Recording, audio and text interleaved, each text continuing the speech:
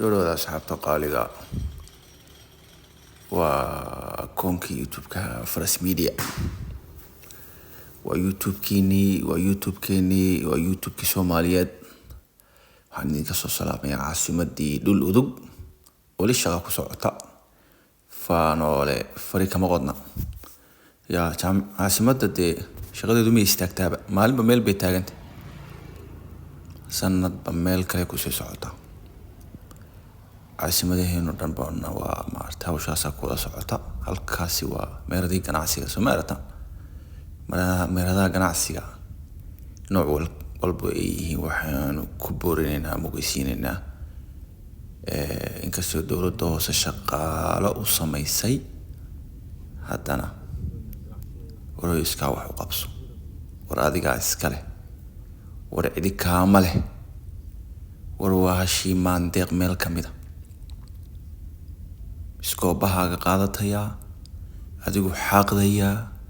markaad rawaxda shaqaale u samaysaya dowladda hoose kula xisaabtantaya dowladda hoose la shaqaysaya adeer iska xaq magaalada horteeda caagada aad ku tuuraysa dustbin u samayso adigaas kale si kale kuma garatid waa dalkaagii waa meheradaadii waa caasimadaadii aad bay qurux badan tahay caasimadu nadaafadeeduna waa 80% haddana 90% ahayn laakiin meherad walba kartoonka telefoonka aad ka saarto qashinkaasi meheradaadu ka yimid caagada aad biyaha ka cabto qashinkaasi meheradaadu ka yimid adeer dustbin u samayso aad ku rido lagaaga cidda meheradaada ku isticmaasha ama wadada maraysa ay ku rido inta dalka ku kordhi yaa nin walba halkaad ka qaban kartaa hawsha ka qabo Soomaaliya sim dhulkaas nadiifta uu yahay uu quruxsan yahay meherad walba qofku intuu awoodo waa inuu maaragtay sida dabaqada amal group Soomaaliya kii awoodii kaasan awoodada deen qaadata doonto iska qurux meherada wada qurux badan Soomaaliya meelba meesha ka maradu kasii qabanaysa ka qurux badan tahay wajahada ninkii degan waa inuu qurxiyaa sekada labaad ninka degan waa inuu qurxiyaa intaas waa dhiga dhiirigelin wana shaqayno wada taala macalaniga hadlaya magaalo walba Soomaaliyeedna inay sida wada qurux badnaato ayaan maartan niyadeena ku wada jirta garow kaliya ma meel walba waa inuu qurxinaa aakhirada adduunkeena waa inuu qurxinaa marka waxaan kala ku darayaa cadow badan been leenahay saaxiib badan been leenahay ilaahay dalka cadowgiisa ha jabiyo cidii wanaag iyo nabadgelyo wada iyagana ilaahay nabadgelyo ha siiyo waxaan arkay qoliya Itoobiya degto yar mudaharaad ay soo leh oromadii baa garow lagu dhibay adeer inna kuma dhimin oromada iyo Itoobiya qowmiyadaha degoo dhan iyo Afrika oo dhan ilaa Kenyaati baa garow jooga macallimiin ahaadaan YouTubers ahaadaan shaqooyinka la ka qabsadaan dalka ha deganaadaan oo macna deganaanshaha qaataan muhiimadu waxa weeye waa inaad sharci ku soo gashaa sharci ka baxda nabadgelyada la ilaalin hadda ajaanib tahay nabadgelyada muwaadiniinta reer Puntland ama Soomaaliyeed baa la ilaalinaya dalkani gacan dawladeed buu ku jiraa gacan shicib buu ku jiraa oo shicib iyo dawlad wada shaqeynaya weeye waxa weeye waa dad ba ku dhaadanaya oo iyaga iyo waalidkood iyo caruurtoodu way ilaashanayaan ciidan heegan baa jooga oo nooc walba traffic leh police leh military leh iyo noocyo badan oo khaas oo aan la sheegaynin oo maartay anda koofur u shaqeynaya marka sida ula soco waxaan loo yaqaano marka ninka meel kale ka mudaharaadaya ama waxyaabo kale ka sheekeynayo been bad sheegaysaa baan u leen waxa weeye adeer waxay bila sharci wala qabanaya kumanaan hadda caraba oo yamaniino badan baa jooga laakiin dalka ama kariyo ana haystaan ama baasaboorkooda ku joogaan sharci ay ku joogaan sharci bana kaga baxan baday hadda doonaan ganacsi kala soo degaan sida kadib Boosaaso Garacad meel walba marka sida dalku shaqadu uga socoto dhan walba horumarina ayaa amnigana shaqadu mar walba uga socotaa insha allah soomaaliya oo dhan ilaahay ha barakeeyo nabadgelyo ilaahay inuu siyaadiyo cadowga nooc walba uu yahay ilaahay naga qabto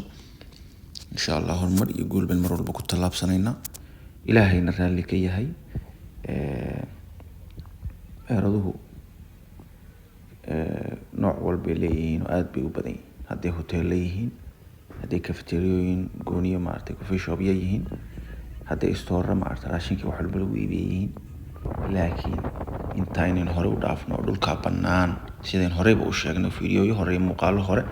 ama sanadka hore ahaada ama dhawaanba ahaada aynu ku sheegnay kaalmaha shidaalka xataa aad bay u badan yihiin maasha allah waxaan u baahannahay oo weli doonayna in hore ugu soconno waxyaabaha shaqada abuuraya oo la oran karo micnaha xaafadda 20 ama 50 dhalinyaro baa ka soo baxday oo saaka bas raacday oo waxagii aaday shirkad hebel ay u shaqo tagtay shirkadaasi maxay soo saartaa ma waxay soo saartaa habay ugu yaraadaan kabaha plastic ma samaysaa shirkadaasi ma koobka takeaway-ga samaysaa war findhicilka uu yara ma findhicilka soo saarta ma softigan afka la iska mariya ama tissue-ga marba saa u taqaano ama toilet paper-ka soo saarta micnaha alaabta suuliga la dhigo war ma shaambooyin iyo kareemay soo saarta war ma saabuun bay samaysaa war ma cadaray samaysaa shirkadda ama kambaniga halkaa ku taalo oo boqolka dhalinyarada ay Puntland dariska ama Soomaaliga ama Soomaali ayuu nooc u yahay badilin waa dalku waa u firiyay wuu shaqo tagilaa ya war ma sibirkii soo saartaa buraheennii oo dhanba sibirkii oo ciidii oo nooc walbaaba saa u daadanaysa dhagaxii baa meel walba daadsan oo saliidii dufanku saa uga daaya dhulka soo baxay adiyaabas leedahay dhulkani meel dhuman batrool baa ka soo burqan doona dhulka ayli hadaa tafsiir ilaahay isku keen buurintay madoobaadeen oo shiilmeen ay leeyihiin war bal kambani yar halkan ka dhisa dhagaxan intaad kala sharkii wuxuu ku samaysan burburisaan war bal cement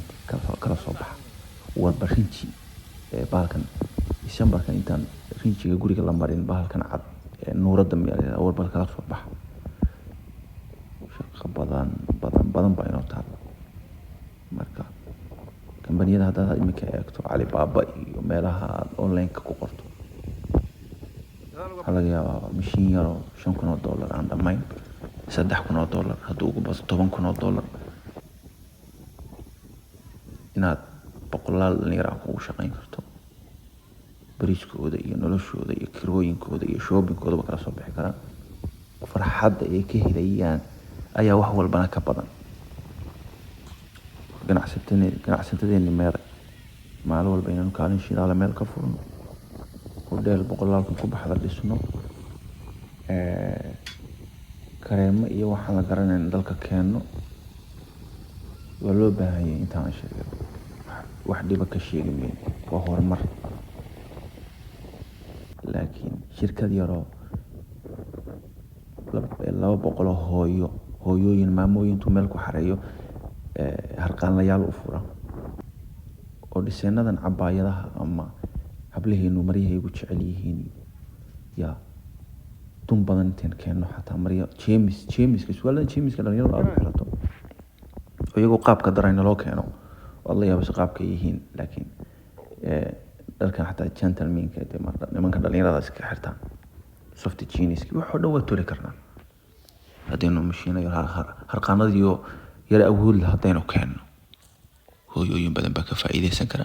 aabooyin badan baa ka faa'iideysan kara awoowayaashiina dadona guryaha iska joogay security-ga lagu qoriya banaankaasuu ku fiigaysa iskaga cabayayo subax hore bas yar baa loo sameynaya wal ruuxina waa la soo celinaya maskaxiyan buu caafimaadaya jir ahaan buu caafimaadaya u shaqeynaya bishiina xogaagiisa yar baa loo tuuraya waana mas-uul waa hadda awoow baan ka sheekeynaya guri jooga ilaa iyo wiilka qaangaaray shaqo helay inuu xafiisyada dowladda eegno war dadka wax bartay ama dadka dalkooda ka faa'iideysta xafiisyada dowladda madaxweyne iyo ra'iisul wasaare iyo xildhibaan way ka cararaan intay ka carari karaan qof aqli leh siyaasad iyo dowlad iyo wax uu ka carara ama iskiibu ganacsi u abuuraa ama shaqooyin kale oo ganacsi iyo business iyo company iyo wax ka fakara marka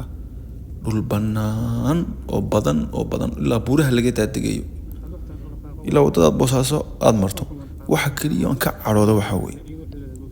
markaan safar ku jiro waddadaa maray waxaad arkaysaa 200 oo dhalinyaro oo dalkan u dhalan kantaroolkay marayaan. kantaroolku baabuurtoon buu eegaa, iyagu baabuurba ma raacaanba. Ilaahay baa nagu dhaarshay arrinkaa ila eega. Ninkan ama Itoobiya ka yimaado ama meel kale ka yimaade anagu dalka dariska dhibsan mayno xumeyn anagu waanu tagnaa. Soomaalideena dhakhtarka markay u baahtaad sabay tagtaa jigjigeeda Soomaali galbeedka naasiya tagaan inkastoo hadda Itoobiya meesha maamulayso cidna lama hadasho badanka. Hadda warqad dhakhtar tusto tiraa dhakhtar baan u socdaa maanta dad booqol halka ka dhacday halka ka baxdo dad garow ka tagto halka booqol ilaa saana sii marto kor u baxdo warqad dhakhtar baa tusaysa ilaa karamar dhadhaaf aad sababa tag hooyooyinkeen iyo abayaasheen iyo gabdhaheen iyo waxna warqad dhakhtar bay tusaan dhakhtarad cidii u socota cidna lama hadasho. Inta aad hotelka degantay cidna kula hadlaymayso inta ka soo noqonayso sababtu way ogyihiin in dalka lacagna soo gelin dhibaatana ayna wadin dalkeenana jecelnahay badanka ku soo noqonayno. Marka waxaan uga socdaa dhalinyaradan iska soconays dalkina dhaqaaqaas oo ka jiro hawsha nadiifinta waa lagu wadaay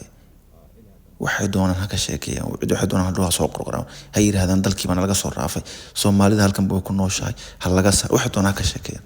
laakiin kantaroolada dalka ku yaala ciidanka markaad wareysato waxay ku oranayaan anaga la hadla qabsada cidna ma oran. Muuqaalka ku xigeenoo hore ugu socon doona insha Allah.